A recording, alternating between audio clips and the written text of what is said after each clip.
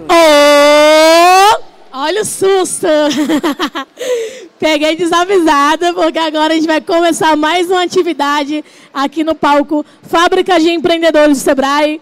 Vamos falar sobre inteligência artificial na sala de aula, aliada ou inimiga. E para compor esse painel, quero convidar ao palco Camilo Santos, do Instituto Ideias do Futuro, Thalita, do IF Bragança, e Stephanie, do ETEC Abdias Paraisópolis. Uma salva de palmas e sejam bem-vindos.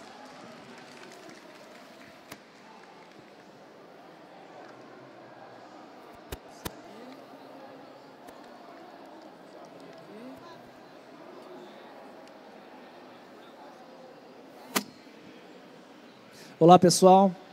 Boa tarde. Ó, a gente está com a plateia cheia aqui. Eu queria ouvir a voz de vocês, né? Tem uns jovens aí infiltrados aí com as camisas bonitas. Boa tarde.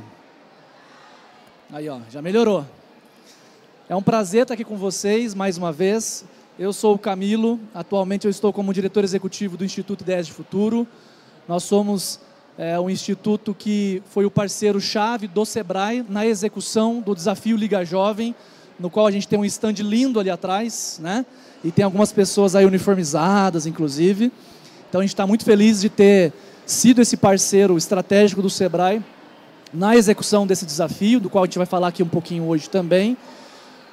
E também queria fazer minha audiodescrição antes de começar. Então eu sou um homem branco, com cabelo castanho escuro, barba rala, estou com a camiseta azul, calça preta, estou sentado aqui para nosso painel. E eu queria agora que as nossas grandes convidadas também se apresentassem para vocês, para a gente então dar fazer a abertura aqui desse nosso painel, que a gente vai falar de inteligência artificial na sala de aula, tá bom? Vou passar aqui para a primeira convidada, não vou falar o nome dela para estragar. Olá, pessoal, boa tarde. Eu sou a Thalita, sou professora no Instituto Federal de Bragança Paulista. Sou professora desde 2012 no campus.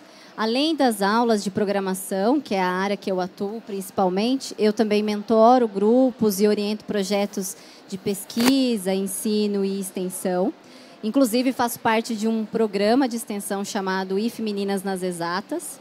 E fazer a minha audiodescrição, sou uma mulher branca, cabelos compridos, castanho escuro, e estou vestindo uma camiseta preta com o logo do IF Meninas. Olá, pessoal, boa tarde. Meu nome é Stephanie, sou professora da ETEC Abdias do Nascimento. Atuo na área da educação já faz uns 6 anos. Trabalho bastante com essa parte de projetos também. Os meus alunos estão aqui, ó, não pode me deixar mentir.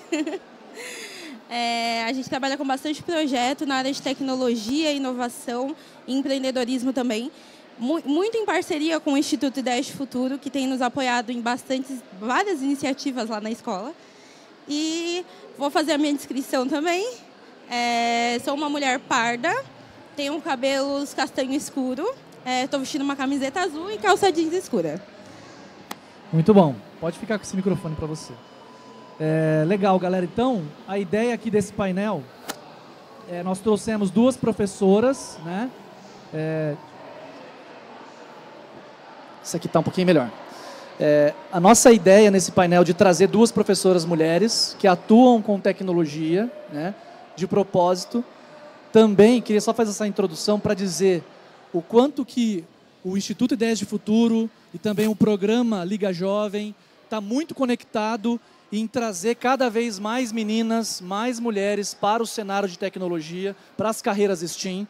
Então, é uma honra para mim ter a Stephanie e a Thalita aqui hoje, porque, de certa forma, elas geram essa representatividade, né, para as alunas, para as meninas, para as mulheres, para que a gente tenha, de fato, cada vez mais, né, o público feminino trabalhando aí nas áreas STEAM. Então, é um prazer ter vocês aqui com a gente hoje. Bom, o tema que a gente vai falar hoje é um tema que está sendo tratado muito aqui nessa feira, né, nesse evento. Nas redes sociais, a gente só fala nisso, né, a gente só fala em chat GPT, em inteligência artificial e etc. Mas, na nossa percepção aqui do que a gente tinha conversado, talvez a gente não esteja falando tanto desse tema aplicado à sala de aula, né? E especialmente pensando na realidade de escolas públicas, técnicas e assim por diante. Então, essa é a ideia também do nosso roteiro aqui para hoje, tá?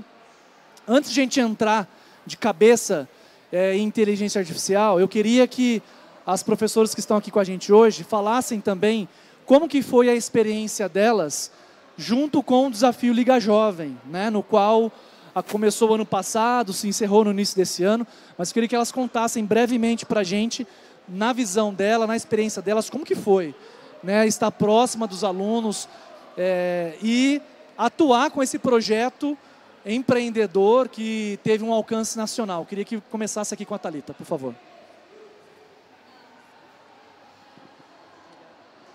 Eu, especificamente para o desafio Liga Jovem, eu orientei 2 grupos, né, o Fast City e o Apollo Connect. Trabalhar com os 2 grupos assim foi enriquecedor para mim pessoalmente, porque a gente aprende com a visão e o olhar dos estudantes. E eu acho que o desafio, assim como iniciativas de projeto, provocam os estudantes a pensarem nos seus problemas da comunidade de forma proativa. Então, ao invés de deles ficarem reclamando sobre os problemas, a gente provoca, né, o desafio provoca olhar para esses problemas e pensar, então, em intervenções, em soluções que é possível que eles consigam aplicar. E como eles vivenciam esses problemas, então, os 2 projetos, um focado na carreira, né, de estudantes que estão recém-formando e que tem aquela angústia de entrada no mercado de trabalho, eles observaram, estando mesmo no campus, os alunos reclamando que vão ficar desempregados. Estou com poucos dias e vou ficar desempregado, os alunos do ensino do 3º ano. Então, é uma angústia, né, que todo mundo acaba lembrando quem já passou por isso e quem está ainda passando por isso, né?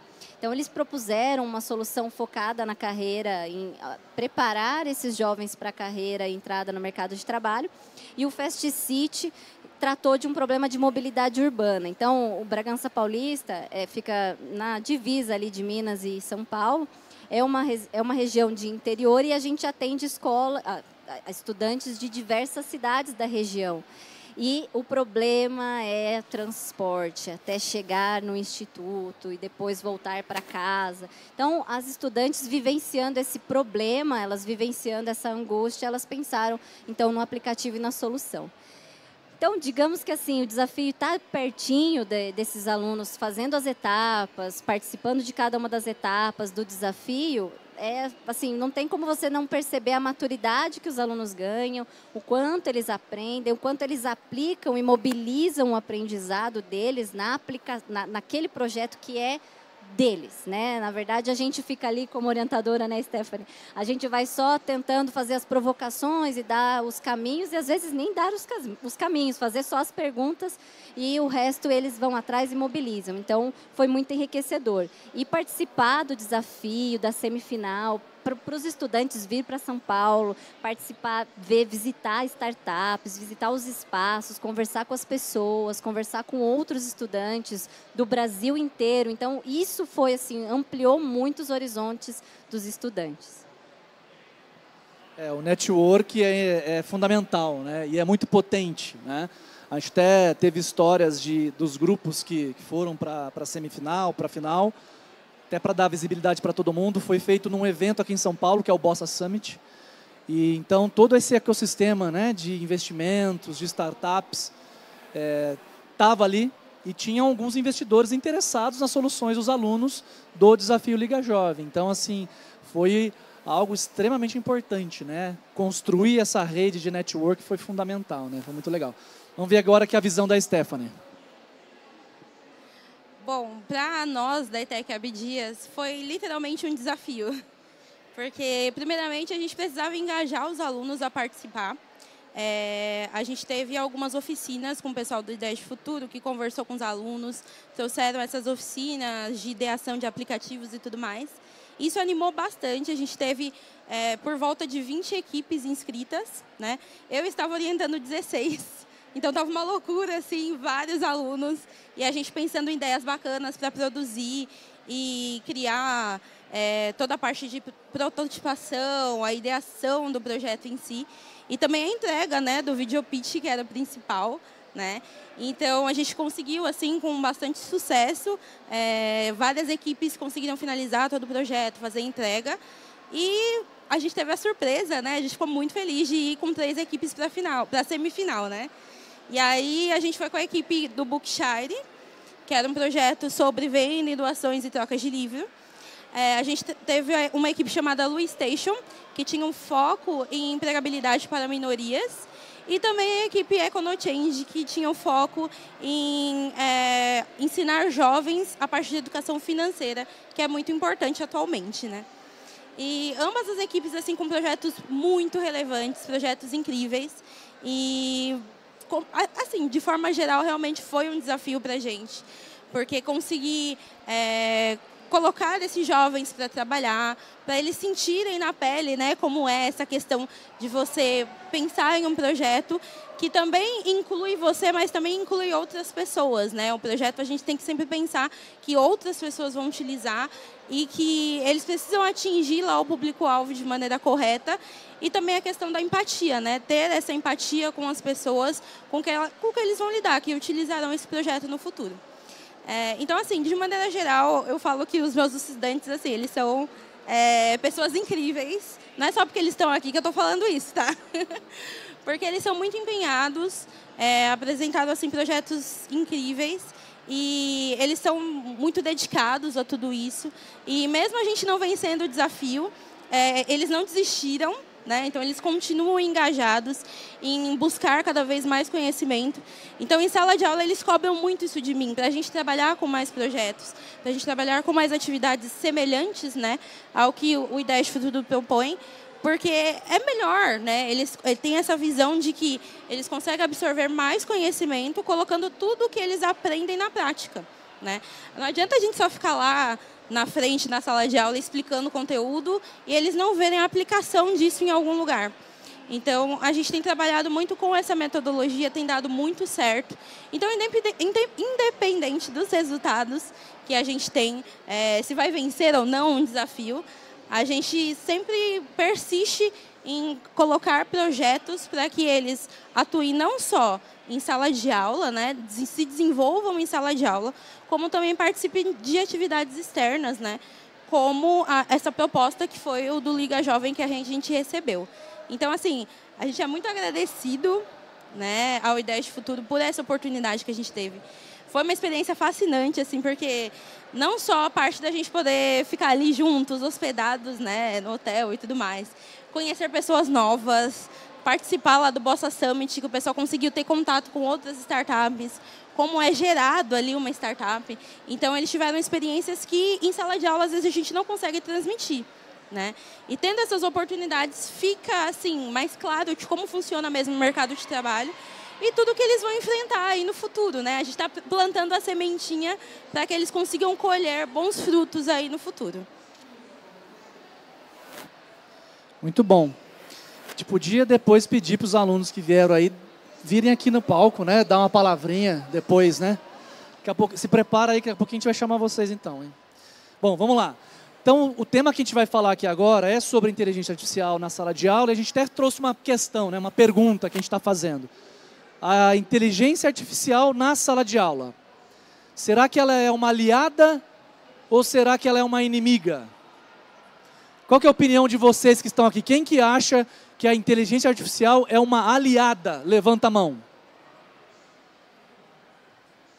E quem acha que é o contrário? Quem acha que a inteligência artificial, sala de aula, é uma inimiga? Levanta a mão. Tem gente que está com vergonha aí, mas quem não levantou na primeira, entendi que é agora. Beleza. Boa, boa. É que a gente está também num evento de tecnologia, tal, né? Então a galera tem uma tendência, está meio tendenciado para a tecnologia. Mas legal.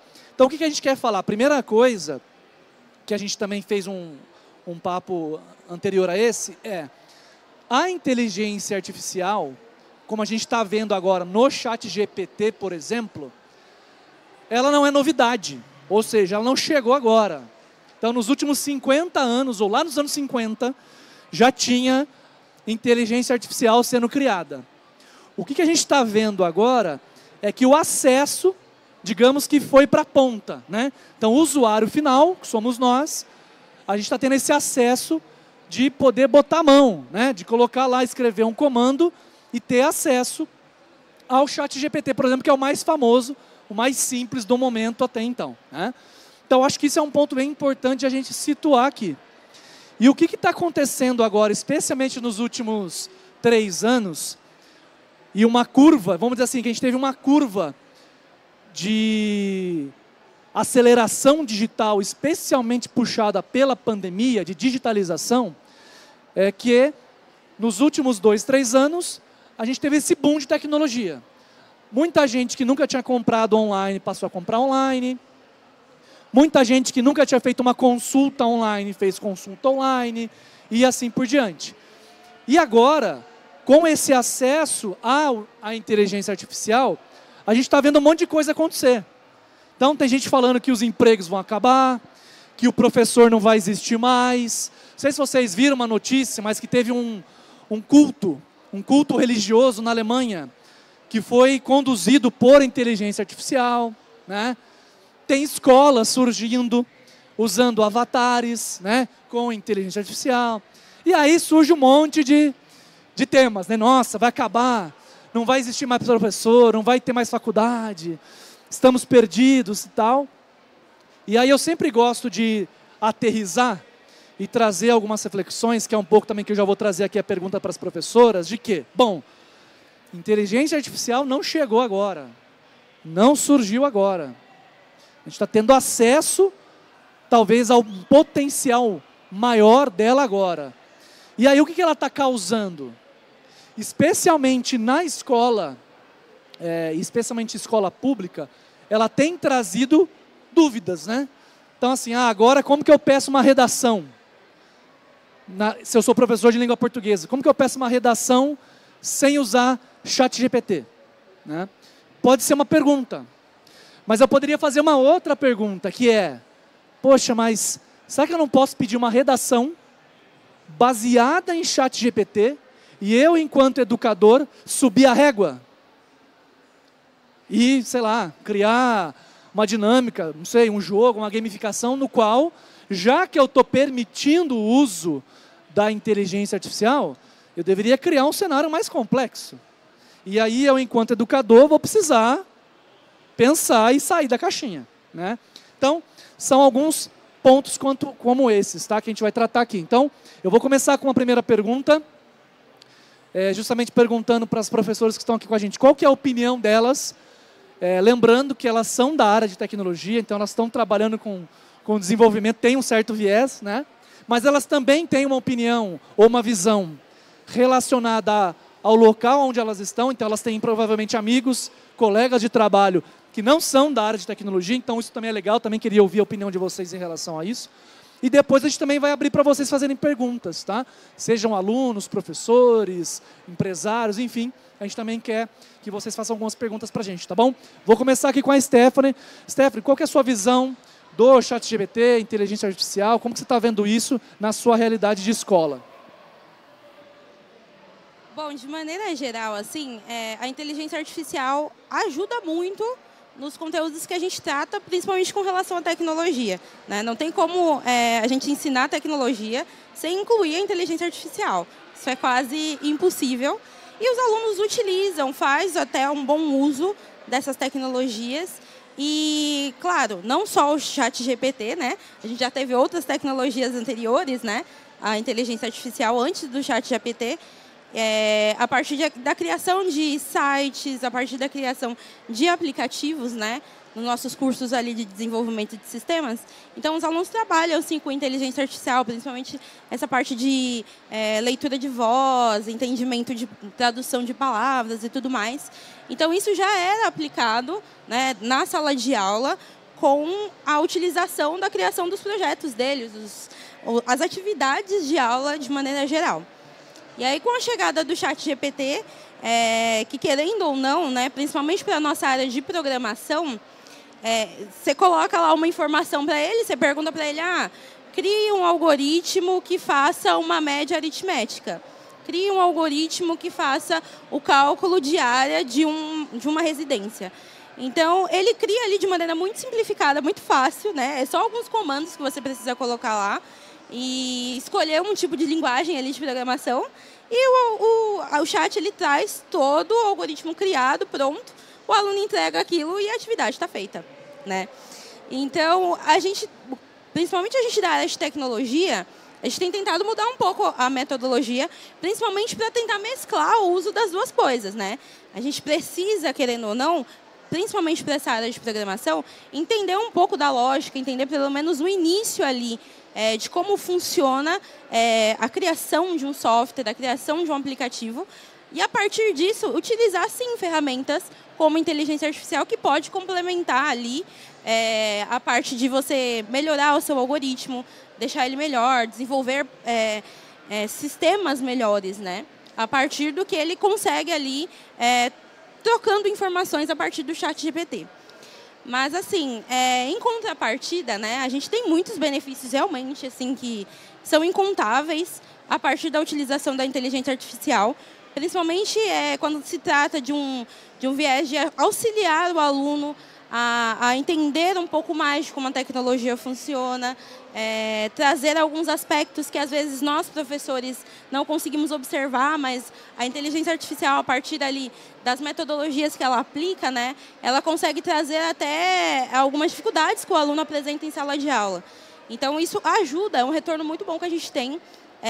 E também ajuda até em criação de conteúdos para aplicar em sala de aula. Então, de certa forma, o professor ele ainda consegue ter um aliado ali a partir da inteligência artificial, da utilização do ChatGPT, para criar uma aula, de repente, um pouco mais dinâmica, uma aula um pouco mais criativa, que seja mais um assunto relacionado ao que o aluno gosta de aprender, o que os alunos têm mais interesse em aprender. Mas a gente tem sempre os prós e contras, né? Eu tenho observado muito que professores, por exemplo, da área de humanas, eles têm muita dificuldade em aceitar o ChatGPT, né? Principalmente quando você precisa solicitar lá uma espécie de alguma redação, fazer alguma atividade que exige um pouco mais de pesquisa, né? O professor fala, escreva com as suas palavras o que você acha sobre determinado tema. E o aluno, né, principalmente nossos alunos de desenvolvimento de sistemas, que têm, né, esse viés em tecnologia de maneira geral, eles buscam, né, ali a utilização do chat. E eu vejo que alguns professores ficam lá descabelados, não sabem mais o que fazer com relação a isso, em pensar em como fazer com que o aluno não só busque, né, essas informações através do chat, mas que pensem um pouco mais na hora de criar ali as suas redações, as suas respostas, que são mais dissertativas ali. Então, eu vejo um pouco dessa dificuldade ainda de alguns professores, mas eu tenho uma opinião que, assim, eu acho que é questão de conhecer um pouco mais a ferramenta e começar a implementar essa ferramenta como uma aliada, ao invés de ficar com medo de que o aluno utilize para burlar algumas regras ali das atividades. Então, a gente tem esses dois lados. Eu percebo muito ali onde eu trabalho que realmente a gente tem esses dois lados aí da tecnologia. Mas eu acredito que logo, logo a gente consegue se enquadrar, né? Todo mundo consegue entender melhor que a tecnologia ela não vai sumir. Por mais que a gente fique um pouco assustado, um pouco acanhado, quando a gente vê o surgimento de novas tecnologias, a tecnologia ela não vai sumir. Ela vai só evoluir, vai melhorar cada vez mais. E a utilização dela em sala de aula é inevitável. A gente não pode barrar o uso da tecnologia para os alunos, principalmente dessas novas gerações. Então, eu acredito que a gente precisa realmente adequar a nossa metodologia, a nossa didática a essas novas ferramentas. Lembrar que a inteligência artificial, o ChatGPT, ele é só mais uma ferramenta, ele não vai substituir os professores. Os professores ainda exercem um papel fundamental na educação do aluno, principalmente com relação a essa parte de empatia, de entender ali o que o aluno está passando e as dificuldades que ele tem, que é algo que a inteligência artificial ainda não faz. Eles não têm esse sentimento, né, não têm esse viés de enxergar o que o aluno está passando e como ele vai se desenvolver a partir disso. Então, o papel do professor será sempre fundamental em sala de aula. E essas ferramentas, né, que eu falo, o ChatGPT, ele é uma ferramenta que ele pode ser aliada de nós como professores para melhorar as nossas aulas, para ajudar os alunos cada vez mais a aprender sobre novas informações, sobre novos assuntos que estão aí em ascensão a partir da tecnologia. Muito bom. Só um ponto que eu lembrei aqui que vale lembrar, antes da Thalita falar. Não sei se vocês já viram, mas tem se você jogar no Google lá, chegada da calculadora nas escolas, chegada da calculadora nas universidades. Tem uma foto, né, de um protesto dos professores com placas, né, querendo boicotar a entrada das calculadoras nas escolas. Então, assim, a gente já viveu isso lá atrás, né? Então, toda vez que chega uma inovação, chega algo novo, existe esse medo, né, esse receio. Quando a gente teve, por exemplo, a chegada do Uber aqui em São Paulo, há uns anos atrás, aí quem lembra, teve briga, né, entre Uber e taxista e tal. E o que a gente está vendo agora tem alguns países, enfim, algumas regiões, algumas escolas proibindo, né, o acesso à inteligência artificial, ChatGPT, celular, que seja. Porém, como que a gente vive hoje, né, sem celular, né? Então, não sei, tem alguém aqui na plateia ou em casa sem celular aqui hoje?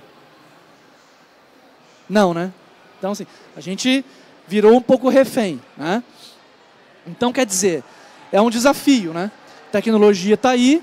Ao longo dos anos, a gente foi tendo cada vez mais acesso a todas essas tecnologias no celular. Então, hoje o smartphone ele faz tudo que um computador faz, praticamente. E a gente está lidando com isso, né? Por isso que a gente está aqui hoje. E eu quero ouvir a opinião da Thalita também em relação a isso. Legal. Bom, complementar, né? A Stephanie já foi bem abrangente aí na fala dela. Eu só queria trazer um conhecimento antes que a inteligência artificial na sala de aula vem sendo pesquisada faz muito tempo. Então, a gente tem, inclusive no Brasil, pesquisadores que utilizam a inteligência artificial, por exemplo, para análise de dados. Vamos tentar predizer ou descobrir quais são os indicadores que levam um aluno a evadir, que evadir seria ele abandonar o curso. Então, quais são aqueles alunos que estão em risco? Vamos analisar esses dados e obter essas informações. Quais são os indicadores que faz o estudante permanecer no curso? Então, isso é inteligência artificial. Outra coisa, a gente tem o uso de tutores inteligentes. Tutores inteligentes são ferramentas que ajudam o estudante a ter um feedback imediato ali, como se tivesse um professor mesmo auxiliando ele, só que ele foi feito e pensado para a educação. Então, quem fez, quem desenvolve os sistemas de tutores inteligentes tem um objetivo pedagógico, um objetivo do estudante desenvolver as suas habilidades. E outras coisas, como esses ambientes de aprendizado massivo, né, esses MOOCs, tipo Coursera, IDX, que vocês acessam e têm acesso a cursos de Harvard, de MIT e tal. Esses ambientes, normalmente, eles têm também inteligência artificial aplicada ou para recomendar conteúdo, ou para identificar o estilo de aprendizagem do estudante, ou então para saber qual que é a personalidade daquele estudante, para você propor, sei lá, alguma dica, ou fazer uma chamada de atenção ali para que ele preste mais atenção em algum conteúdo. Então, isso já vem acontecendo. E outras pesquisas, uma coisa bem interessante de inteligência artificial, a gente tem algumas emoções que são as emoções do aprendizado. Então, o estudante, quando ele está em confusão, ou ele está numa emoção de confusão e vai para engajamento, isso é legal, porque ele aprendeu. Então, quando ele sai desse estágio, vai para engajamento, opa, ele aprendeu. Então, o aprendizado vai passar pela confusão. A inteligência artificial pode ajudar a identificar este momento que o estudante está passando. Mas veja, eu estou falando de IA aplicada e pensada desde o início para a educação. Então, eu acho que, nesse sentido, ela é aliada, né? Não tem como a gente negar que isso é para auxiliar no potencial do professor e do estudante. Tem pesquisas, inclusive, que ajudam, ao invés de agrupar. Por exemplo, quando os estudantes vão fazer grupos, eles normalmente fazem grupos por conta de amizade. Mas a gente sabe que, dependendo do perfil, é mais interessante, de repente, você não vai pôr um líder com vários outros tímidos. Quer dizer, aqueles tímidos não vão desenvolver. Então, a inteligência artificial pode tentar identificar e mapear, agrupar quais são os perfis daquele estudante para o professor, dentro de sala de aula, fazer esse agrupamento. Então, de novo, olha, a IA como aliada, ela está auxiliando o professor a preparar suas aulas, está auxiliando o professor a se organizar os seus estudantes e, inclusive, repensar estratégias, né? Então, depois que eu aplico uma atividade avaliativa, por que não usar análise de dados para eu observar quais foram as questões que mais erraram, quais foram os pontos que o aluno, quanto tempo ele gastou numa atividade, num exercício. Então, de novo, é inteligência artificial. A diferença agora é que o ChatGPT está na mão de todo mundo. Então, qualquer estudante, professor, qualquer pessoa tem o poder de conversar com o chat. E ele tem uma interface que é fantástica. Você só pergunta com linguagem natural, que é esse o potencial dele, e ele te responde. Então, isso que assusta. Assusta também os professores no sentido de que na escola, nas instituições de ensino, nós estamos para auxiliar os estudantes a desenvolver suas habilidades. Infelizmente, como ele traz a resposta mastigada, resumida, em quantas linhas você pedir para ele resumir, e se você perguntar macarronicamente, ele vai te dar uma resposta coerente, vai fazer sentido. Muitas vezes isso pode ser usado como burlar o sistema. Então, vou entregar como a Stephanie falou, coloquei lá, a atividade está pronta. Então, eu entreguei a atividade, missão cumprida, joguei o jogo, a nota está garantida, passei. Então, não é esse o objetivo da escola e das instituições de ensino. A gente está lá para desenvolver habilidades. E aí, esse que é o gancho da gente falar do desafio Liga Jovem. Então, a Stephanie bem pontuou, tem vários outros grupos, né? Então, em Bragança Paulista, eu tenho vários estudantes que fazem projetos. Para o desafio Liga Jovem foram esses 2 grupos, mas tem vários outros que não só eu oriento, mas vários outros professores. E nesse momento a gente vê que o aluno está se desenvolvendo. Então, ele vai usar a ferramenta que tiver à disposição dele para resolver aquele problema, para atingir aquele objetivo, mas não é, de novo, não é para eu fingir que fiz uma redação, não é para eu entregar um exercício de programação, e sim para eu resolver um problema. E aí que está o ponto-chave, mudar essa cultura e o pensamento do estudante e os professores também vamos ter que pensar juntos como que nós vamos colocar isso em prática, né? Como que a gente vai mudar essa cultura de fazer o estudante pensar que eu estou aqui para desenvolver minhas habilidades. Bom, o ChatGPT ele tem esse potencial de respostas, mas e eu? O que eu realmente sei, né? Eu brinco com os alunos de programação, olha, o ChatGPT sabe programar, e vocês vão saber programar também? Porque programação a gente sabe que é um processo de cansativo, você senta, executa, roda, não dá certo, roda de novo e tenta achar o erro. Mas o ChatGPT pode ser usado, por exemplo, ChatGPT, mostra para mim o erro, tipo um tutor ali, ou o que eu estou errando, por que não está rodando o meu código, né? Então, isso é uma forma de você usar o potencial, mas, de novo, o lado humano, o tempo inteiro está presente ali, analisando as respostas. Um outro ponto que tem sido muito levantado em relação ao ChatGPT é que ele é uma inteligência artificial que usa uma base de dados. Você sabe qual base de dados é essa? Então, essa é uma coisa que a educação precisa discutir, que base de dados é essa? Bom, ele não é oráculo. Se você forçar, ele começa a ter uns devaneios ali, a criar algumas coisas que não fazem muito sentido. Então, conscientizar os estudantes de que assim, as respostas que vêm aí, elas podem fazer muito sentido, mas tem um ponto que se você não tiver conhecimento prévio sobre aquele assunto, fica muito complicado você ficar assumindo que ele é uma resposta correta, que eu posso assumir ele como oráculo. Um outro ponto que é levado, que vários outros pesquisadores até no Brasil comentam, quando você vai no Google, você pesquisa, ele retorna as referências, os links. Você clica, você lê, você analisa. O ChatGPT não devolve referência. Você pode pedir, mas essas referências ele pode estar inventando. Pode ser que não tenha sentido nenhum. Então, assim, ela é uma ferramenta poderosíssima, tem um potencial que, por exemplo, para quem trabalha, né, eu não vou ficar mais fazendo códigos que são extremamente simples. Eu posso pôr lá, ele vai me devolver, eu ganho produtividade. Então, para o mercado, para quem está desenvolvendo suas atividades profissionais, é eficiência, produtividade. Mas quando a gente traz para a sala de aula, a gente não pode esquecer que o estudante está lá para desenvolver as suas habilidades. E é isso, não é a habilidade do ChatGPT, a gente quer treinar a sua habilidade, de inclusive usar a ferramenta e avaliar. Ela ajuda a resolver um problema ou não, ou ela está só me enganando, ou eu estou me auto-enganando. Eu acho que esse é o principal ponto de discussão e de conscientização para a sala de aula, né? E para os nossos colegas professores, que existe essa barreira de não conhecer a tecnologia, no Instituto Federal, assim como na ETEC, a gente tem os professores das áreas do núcleo comum e professores de humanas e de todas as áreas.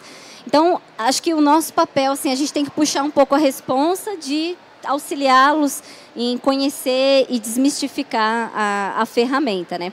Mas, a primeiro momento, ela assusta por conta dessa resposta rápida e se torna um aliado mais do aluno em ganhar, assim, em jogar o jogo. E o professor, às vezes, pode achar... Então, o caminho mais fácil é a gente dizer, não vai utilizar, mas, como vocês dois já mencionaram, não tem como a gente negar o uso. É agora esse tempo de analisar como é que a gente pode, então, usar a nosso favor e auxiliar o estudante nesse processo de aprendizagem do estudante, que é esse o objetivo, né? Muito bom, muito legal.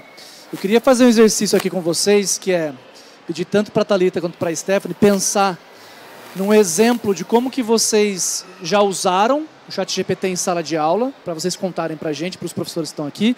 E depois eu queria pedir a ajuda dos alunos que estão aqui, da professora Stephanie. Vocês já usaram? Não usaram o ChatGPT ainda? Não? Mais ou menos.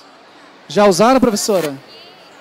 Então, só para vocês contarem como que foi a experiência de vocês, tá? Que eu acho que é legal também. E aí que eu só queria trazer um ponto que é legal. Até uma questão mais simples, né? A gente fez uma live recentemente para falar sobre a inteligência artificial. E aí eu fiz um teste bem rápido, bem simples lá, de como que um professor poderia usar de maneira mais básica possível o ChatGPT para criar aula. E aí eu fiz um exemplo bem interessante que é assim. Vamos supor que você seja um professor da rede pública aqui da Zona Norte de São Paulo, que é inclusive onde a gente está aqui hoje. E aqui na Zona Norte de São Paulo tem um público jovem que gosta muito de rap. Então, eles são muito fãs do Emicida. E aí você, como professor, está lá tentando emplacar um conteúdo de português. Você está vendo que os alunos não estão engajando, não estão entendendo, tal. E aí alguém te fala, você não prepara uma aula sobre um músico, né? Você prepara uma aula sobre rap. Só que você não gosta de rap, você nunca ouviu rap. Então eu fiz um teste com o ChatGPT. Então, basicamente, eu abri o ChatGPT e criei um comando. Crie uma aula de 50 minutos para o 8º ano, usando como base o músico Emicida e suas letras. E pau! E a mágica aconteceu. Então, o ChatGPT criou um roteiro, né, de uma aula, abertura. E aí, no exemplo, ele puxou já a história do rap, conectou com a história do Emicida, trouxe uma introdução, criou algumas temáticas e exercícios usando letras famosas do Emicida. Como eu gosto e escuto, eu, Camilo, consegui associar que estava certo, estava fazendo sentido, né? E aí tem lá exercício, começo, meio e fim da aula, né? Então é legal. Num cenário, né, no qual eu sou um professor, não domino um determinado ambiente que os meus alunos estão inseridos, eu poderia usar o ChatGPT para criar um roteiro de aula para engajar alunos. Agora, não vou conseguir abrir meu computador ou meu celular, colocar ele na frente da sala e o ChatGPT começar a dar aula para mim. Ainda não existe essa tecnologia até onde a gente sabe, né? Ou seja, o que a gente está discutindo aqui é o ChatGPT ou a inteligência artificial como um todo, ela não é protagonista e não deveria ser, né? Então o protagonista continua sendo o humano, seja o professor, seja o aluno, né? A gente também falou recentemente, o aluno de programação pode pedir para o ChatGPT, crie um código XPTO. Legal. Ele vai criar provavelmente uma linha de código. Só que esse código ele não se alimenta ou se reproduz ou não faz toda a dinâmica ali do negócio sozinho. Você vai precisar, ele vai construir uma parte de um quebra-cabeça. Então, quer dizer, o aluno tem que saber programar. O aluno tem que saber como encaixar, né? E aí, eu acho que um outro ponto também que a gente também comentou, né?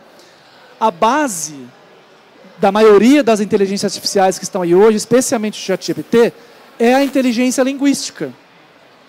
Então, quer dizer, se eu não sou um aluno bom em língua portuguesa, ou se eu não dou atenção, ou se eu não estudo para valer a língua portuguesa, provavelmente eu não vou saber fazer boas perguntas, ou dar bons comandos.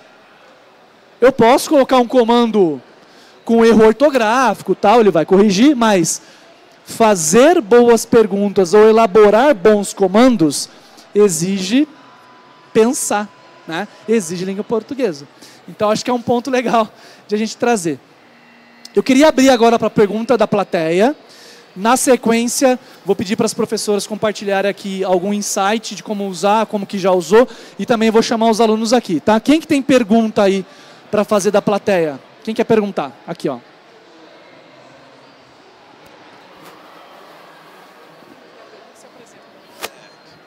Então, boa tarde. Me chamo Pedro Henrique, sou professor de tecnologia, trabalho no Senac. E achei muito interessante vocês falando que dão aula de programação, né? É isso? Então, eu tenho duas perguntas, né? Programação também é minha área. Queria saber quais são os desafios que vocês enfrentam no ensino da programação para os alunos. Porque a gente sabe que muitas vezes o aluno se dá muito bem com manutenção de computadores, com redes, mas quando chega em programação ele começa a ficar um pouco mais triste, digamos assim, né? E a segunda é que se deve ter um limite, né? Se deve se limitar o uso da inteligência artificial, né? Na sala de aula. Por exemplo, o ChatGPT. Se a gente deve pensar em um limite ou não, deixa livre mesmo o uso. Obrigado.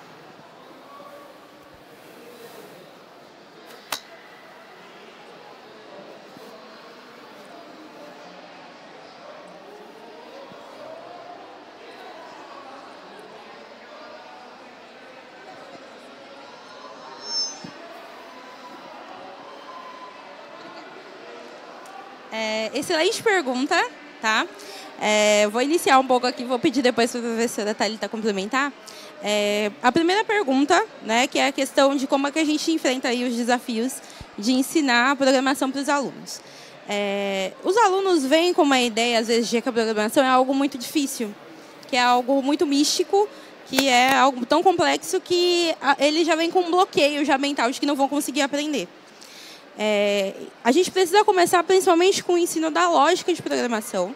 A lógica de programação é algo que ajuda, é fascinante, assim, porque envolve a mistura de outras disciplinas, né? Eu digo que a lógica de programação, ela envolve muito português, ela envolve matemática, ela envolve diversas outras áreas do conhecimento para que você consiga formular o algoritmo, né? Que o algoritmo nada mais é do que uma receita ali, um passo a passo que você precisa seguir para chegar a uma solução que será viável, né? Será viável para solucionar algum problema que a gente tem aí no nosso dia a dia, né? Então, assim, a lógica de programação ela é essencial, né, para que você ensine a programação, para que o aluno ele consiga observar que com elementos ali que ele trabalha no dia a dia, que ele tem dentro da escola, ele consegue desenvolver uma boa lógica, né, a partir de outras disciplinas, desenvolver uma boa lógica para que ele consiga criar um algoritmo e sim, finalmente, chegar a uma linguagem de programação. Então, eu mesmo começo ensinando o básico do básico, que é colocar isso num texto. Escreva um texto ali passo a passo, né, de como você pode fazer, literalmente uma receita, né, de como você pode chegar a uma solução de algum problema. Após isso, a gente cria um fluxograma que vai fluir ali, como é que a informação será organizada. A partir do fluxograma, a gente vai para a linguagem de programação. E aí, sim, quando chega na linguagem de programação, é só você aprender a sintaxe. A partir do aprendizagem da sintaxe, você tendo uma boa lógica, você programa em qualquer ali, linguagem de programação. Isso vai ser muito mais simples, vai ser muito mais fácil de você aprender outras linguagens. Então, assim, a primeira coisa é desmistificar essa questão de que a programação é difícil. Então, a partir da lógica, trabalhando com conceitos mais simplificados, a gente consegue, logo o aluno já está ali programando e você vê uma evolução muito legal ali a partir do que ele está aprendendo, a partir do que ele está desenvolvendo. Então, é muito interessante. Eu vou deixar outra pergunta para a professora. Bom, complementando, né, Pedro Henrique, isso, eu compartilho das suas angústias, professor. Ensinar programação tem bastante desafio, porque é um processo de prática. Então, tem os alunos aqui que são de programação, é doloroso, você escreve o código, põe para rodar, não roda. E aí, o que está acontecendo ali? Então, eu acho que o desafio é porque é uma atividade abstrata. Então, quando você falou que de coisas de hardware, os alunos gostam mais porque você está ali, contato concreto com a coisa. Quando a gente parte para a programação, nós estamos subindo um pouco o nível de abstração. Então, por se tratar de algo abstrato, existe essa complexidade, né, de sair desse momento de eu estar mexendo em algo concreto e transformando isso num programa. E aí, a organização das ideias é fundamental. Então, a gente primeiro tem que dividir o problema, na verdade, o primeiro passo é entender o que você quer fazer, né? Então, depois que você entende, aí então você vai dividir em partes e depois, então, você vai propor essas soluções dessas partes. Isso tem muito relação com o pensamento computacional e tem até uma proposta de ensinar isso desde do ensino fundamental, já trazer esse pensamento computacional, que é essa ideia de eu abstrair e separar os problemas em partes, né? Mas eu diria que, assim, na sala de aula, o que eu percebo que os alunos acabam fazendo é ficando se comparando um com o outro, sabe? Ah, mas aquele fulano ali está indo tão rápido, por que eu estou tendo tanta dificuldade? Uai, porque faz parte. Realmente, nós estamos saindo de uma zona de conforto que você estava acostumado ali e agora a gente vai ter que entender qual é o ponto do seu processo de aprendizagem de programação. Então, você tem que entender como que organiza. Você não está conseguindo entender o que você quer fazer? Então, é aí que a gente vai trabalhar. Você não está entendendo como dividir em partes? Então, é aí que a gente vai trabalhar. E não tem muito segredo em relação à prática, né? Se a gente vai continuar, recentemente um amigo me fez a questão assim, será que a gente vai continuar aprendendo programação dessa forma agora com o ChatGPT? Bom, eu não sei responder essa pergunta, mas por enquanto a maneira de aprender a programar é prática, prática, prática, prática. E não tem como você burlar, né? Assim, depois que você já está trabalhando, beleza, aí você pode, eu já sei como fazer uma estrutura de condição ou qualquer outra estrutura, eu não vou ficar gastando tempo com isso. Mas até você aprender é um processo de prática, não tem muito o que fazer. A segunda pergunta, em relação a se devemos limitar ou não, é uma pergunta excelente e eu não sei responder, porque, na verdade, é como já foi dito, ignorar ou fingir que não existe. Assim, eu diria que a gente deveria usar na sala de aula com bastante cuidado, no sentido que eu disse anteriormente. O processo é o processo de aprendizagem, de desenvolvimento de habilidades do estudante. Então, a gente tem que olhar a ferramenta do ChatGPT, se a gente for utilizar, com esse viés. Então, em que momento que ele pode auxiliar nesse processo? Porque, caso contrário, a gente não vai estar atingindo muito esse objetivo, né? Eu estava vindo para cá e estava lendo um documento da Unesco, que saiu agora em 2023, em relação à inteligência artificial generativa na educação. E aí ela faz diversas provocações, eu acho que é um documento bem interessante, recomendo você depois dar uma olhada para tentar também responder essa pergunta, né? Mas ela faz provocações assim, a inteligência artificial tem levantado questões éticas. Não sei se vocês viram a questão lá da propaganda, que fizeram a imagem da Elis Regina, gerou, né? E aí, será que é ético, não é? Está usando a internet, usando a inteligência artificial. Então, questões éticas vão sempre ser trazidas à tona. Como a gente está falando de educação, eu acho que vale a gente pensar com bastante cuidado qual que é os dados e a gente está expondo os nossos alunos a um banco de dados que a gente não sabe previamente. Então, isso também é uma questão. Mas também não depende só da gente, porque se eles entrarem agora no celular, eles estão acessando o chat. Então, não tem como a gente falar assim, a partir de hoje não vai usar. Em sala de aula, eu tenho ainda evitado usar por conta de que aqui nós estamos desenvolvendo as habilidades. Então, a gente precisa ter essa ideia que está desenvolvendo essas habilidades. Mas limitar, eu acho que faz parte, como educador, a gente ter essa discussão e entender até onde ela pode ir. Mas sabendo que eles, os jovens, já estão na frente. Nesse documento da Unesco, a diretora de educação fala mais ou menos assim, o avanço da inteligência artificial, ele não deixa a gente nem respirar. Agora, nós estamos num ponto que a gente nem consegue respirar, já saiu a versão 4, e daqui a pouco... E a gente está ainda discutindo, peraí, se a gente vai usar ou não. Então, a minha resposta é, não sei, né? Falei e não cheguei a nenhuma conclusão. Fica aí os questionamentos.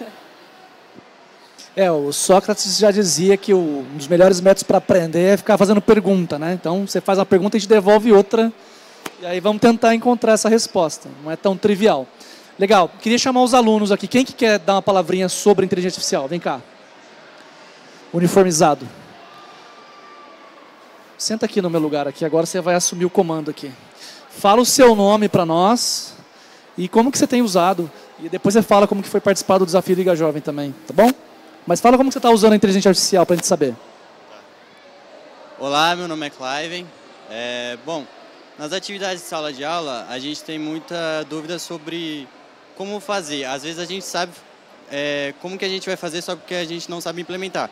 Por exemplo, às vezes a gente quer usar uma API, mas a gente não sabe como integrar a API junto com o que a gente está fazendo. Mas a gente sabe codar para interligar a API.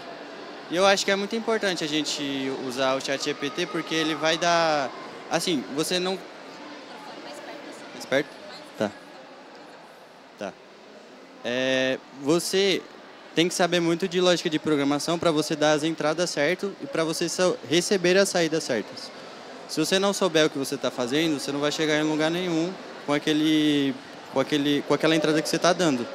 Então, eu acho que é muito importante, por mais que muita gente ache que é uma coisa ruim, eu enxergo como uma coisa boa, porque como a gente está no dia a dia e a gente encontra muitos problemas, às vezes a gente não sabe como resolver e às vezes o professor mesmo não sabe como ajudar a gente, sabe? Falar a verdade, né?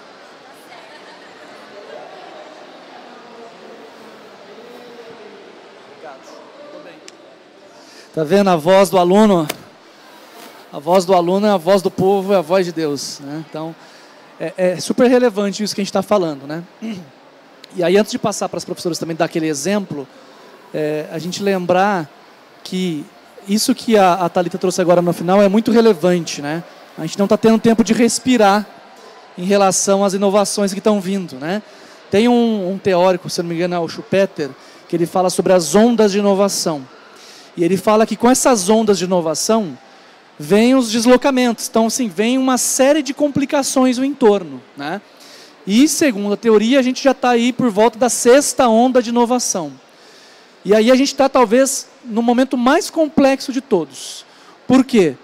Primeira coisa, especialmente para nós professores, a gente está lidando com praticamente 5 gerações convivendo juntas.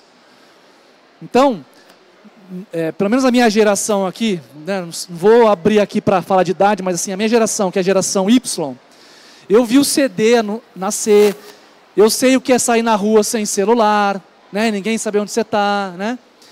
E essa galera da geração do Cliven, dos outros alunos, enfim, dos nossos alunos, já não sabe o que é não ter o celular, o que é não ter internet, né?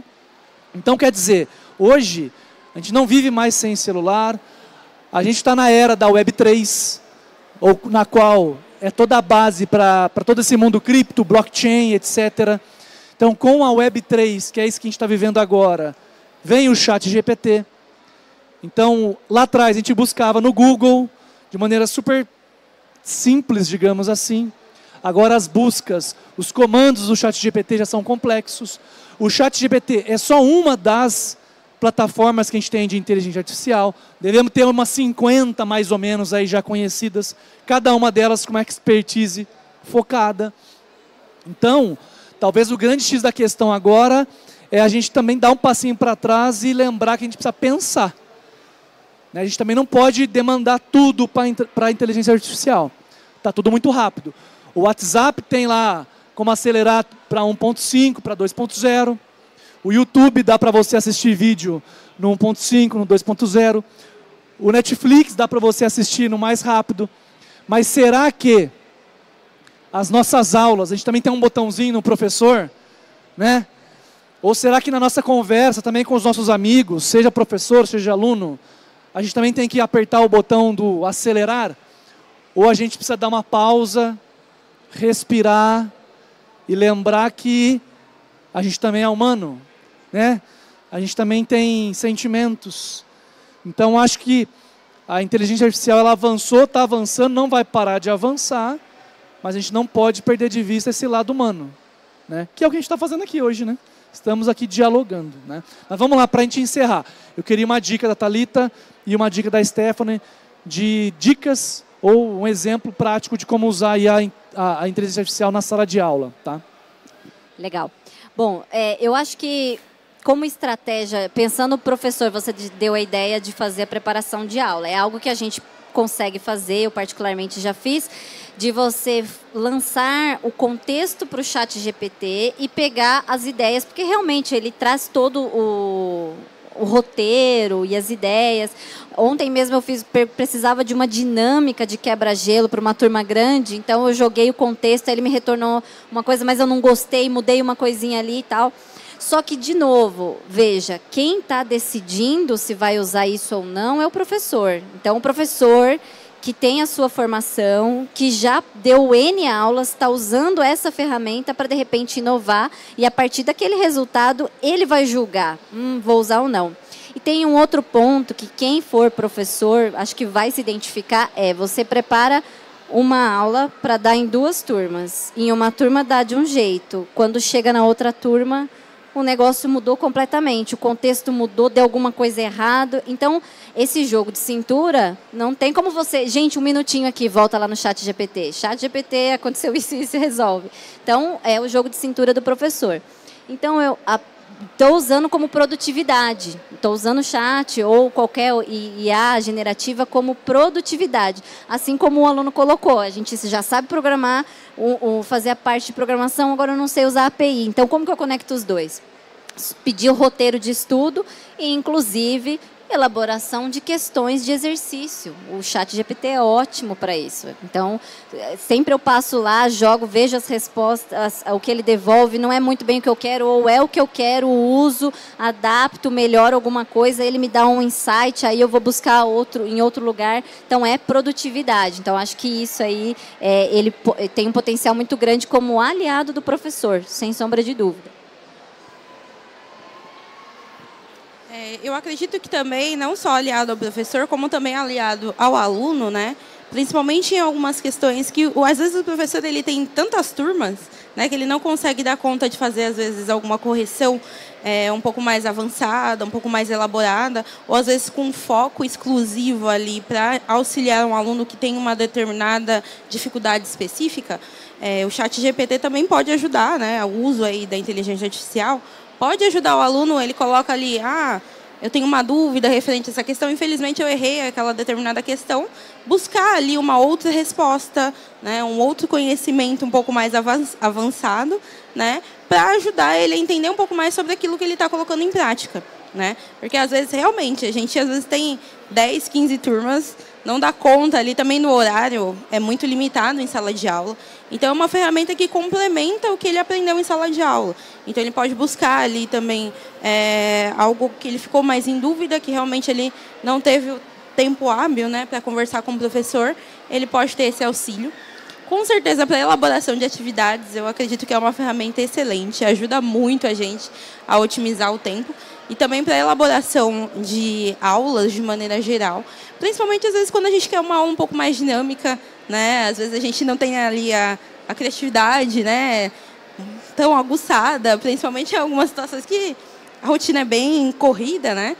Então, o auxílio do ChatGPT, entre outras inteligências artificiais aí, ajuda muito nessa questão da gente trazer outros conteúdos diferenciados, né, para os alunos, que ajuda muito no desenvolvimento deles. Então, eu acho que a plataforma pode ser muito aliada ali ao professor, mas, claro, a gente tem que pensar que realmente é uma ferramenta que vai auxiliar não só o professor, como o aluno em sala de aula, e que essa interação humana, né, de professor e aluno, ela jamais vai ser substituída. Mas a gente pode otimizar isso de alguma forma. Então, às vezes, o tempo que você gasta explicando determinado exercício, você pode ter o auxílio ali da ferramenta para que o aluno utilize e também para que ele se torne ali o protagonista, né, em sala de aula, para que ele mesmo traga mais questões, para que ele mesmo engaje ali os colegas, para que consiga buscar ali mais conhecimento com relação a determinadas temáticas que a gente trabalha em sala de aula. Muito bom, pessoal. Eu queria agradecer a presença de todos que acompanharam a gente aqui, quem acompanha de casa também pelo YouTube, os alunos lá de Bragança. Foi um prazer. Eu só quero agradecer aos alunos de Bragança que estão assistindo, porque se eu não falar, agora que eu chegar lá no campus, eles vão me matar. Então, muito obrigada aí aos alunos que estão assistindo e ao professor Luciano. Boa, obrigado, pessoal. Lembrando que nós estamos aqui também a convite do Sebrae, que é o nosso grande patrocinador, inclusive, desse palco, que é o idealizador do desafio Liga Jovem. Nós somos do Ideias de Futuro, parceiro estratégico do Sebrae, que também tivemos contando hoje com a parceria da professora Thalita, professora Stephanie. Foi um prazer estar aqui com vocês. Espero que o papo tenha sido inspirador para todos nós. Um abraço para vocês e até a próxima. Muito obrigada, Camilo, Thalita e Stephanie, por todo o conhecimento e as oportunidades compartilhadas com a gente aqui nessa tarde. Bom, esse é o nosso palco Fábrica de Empreendedores do